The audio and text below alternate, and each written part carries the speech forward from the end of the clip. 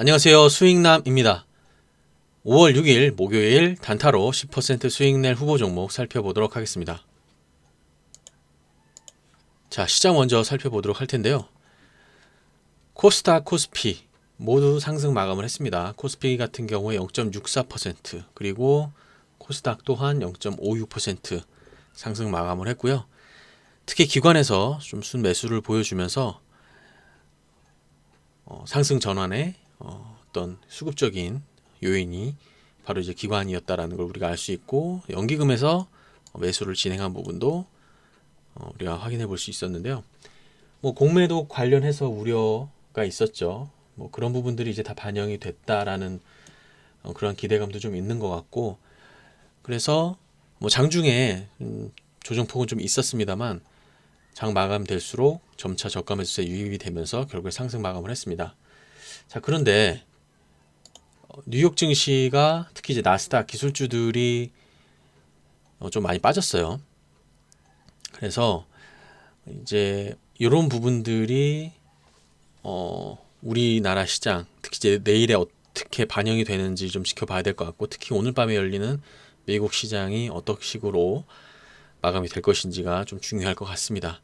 일단 나스닥 하락의 원인이 뭐 금리 인상 할 수도 있다라는 얘기가 돌면서 좀 조정을 받았어요, 나스닥이. 그래서 오늘 미국 시장 굉장히 좀 중요할 것 같습니다. 분명히 내일 우리나라 시장에도 단기적으로 영향을 줄 만한 요소입니다. 그래서 오늘 어떻게 다우존스와 나스닥 그리고 S&P 500 마감이 되는지 한번 지켜보도록 하겠습니다.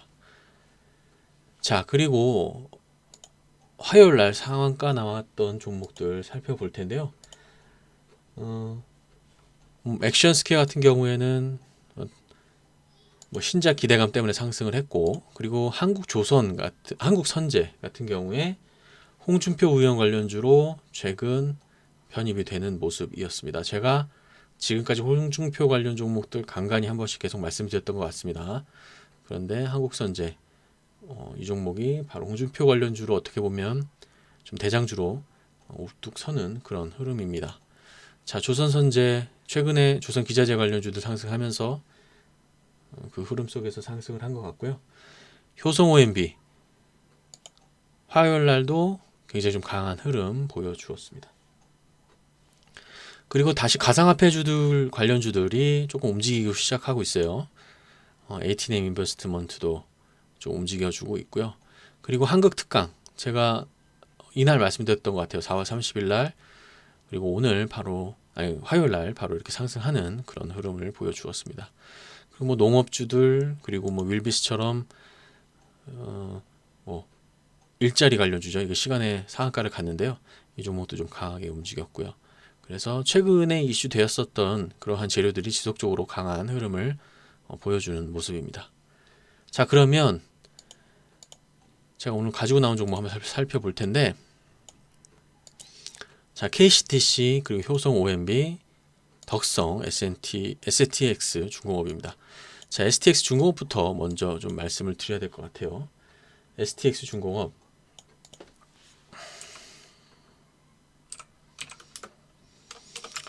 제가 화요일날 상한가가 풀릴 것 같다라고 제가 말씀드렸고, 역시나 상한가가 풀리는 모습이 나와줍니다. 일단 이틀 연속 상한가 간 부담이 있었기 때문에 어떻게 보면 오늘 풀려야 되는 게 맞는 거고, 그러면 단기적으로 이제 이런 것도 이제 분봉으로 바로 넘어가셔서 보셔야 되는 부분이 있는데, 자, 이런 종목들은 지금 단기적으로 분봉상으로 봤을 때 추세가 거의 이제 분봉상으로 조금 이탈을 했다라고 볼 수도 있습니다. 그래서 이런 종목들 단기적으로 10% 나오는 거는 좀 쉽게 나올 수 있습니다. 단기적으로 워낙 변동성이 커진 상황이기 때문에 이런 종목들은 바로 목요일 날 혹은 금요일 날 저점에서 들어가시면 충분히 10% 이상 상승 구간을 노려볼 수 있을 만한 종목입니다. 자, 그래서 STX 중공업을 좀 가져와 봤고요. 그리고 KCTC 이 종목도 지금 일봉상 보시는 것처럼 이때 쿠팡 관련주로 해서 올라갔었기도 했었고, 뭐 여러 가지 이슈가 있었는데 이번에 다시 이제 물류 관련주로 올라가고 있어요. 근데 최근 거래량을 보시면 저번 상승 때보다 거래량이 좀 더 좋고요. 그리고 지금 주가 위치에서 나름 강한 모습을 보여주고 있습니다. 그래서 이런 종목들 같은 경우에 바로 이제 시나리오를 어떻게 짜셔야 되냐면 목요일 날 혹은 금요일 날 바로 반등한다라는 그런 시나리오로 들어가셔야 되는 거고, 그리고 손절가를 당연히 정해놓고 들어가셔야 합니다. 그래서 KCTC 같은 종목도 충분히 단기적인 구간이 나올 수 있다라는 점 말씀드리고, 그리고 세 번째 종목이 효성 ONB입니다. 효성 ONB. 효성 ONB 윤석열 관련주로 최근 흐름이 좋았고, 그래서 이틀 연속 상승하는 모습이 나와주었는데, 시간에 보시면 6.4% 가까이 하락을 했죠. 그래서 굉장히 많이 하락을 했어요. 6.4% 가까이 하락을 했기 때문에 분명히 목요일 날 정도면 이 음봉이 붙겠죠. 그리고 지금 시뮬레이션 같은 것도 한 번씩 돌려보시면 아시겠지만 이제 목요일 날 이런 식으로 시작이 되겠죠. 그러면 이제 3선과 5선이 위로 올라가겠죠. 그러면 이 사이에서 어떻게든 한번 저점을 줄 겁니다. 그러면 그 자리 한번 보시는 것도 나쁘지 않다라는 거죠. 그래서 최근에 움직였었던 종목이고, 이렇게 시간으로 좀 떨어진 종목들은 아침에 바로 매수하셔서 손절가 목표가 정하시고 대응하시면 좀 상당히 좀 괜찮은 수익을 얻을 수도 있습니다.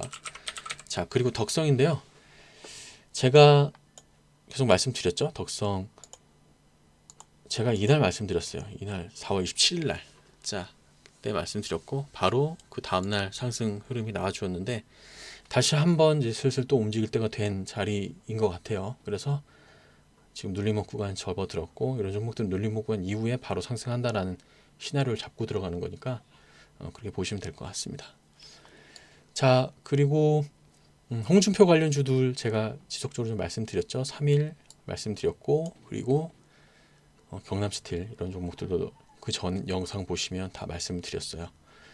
오늘 한국선제 상한가 갔으니까요. 그 종목도 추후에 다시 한번 보도록 하겠습니다.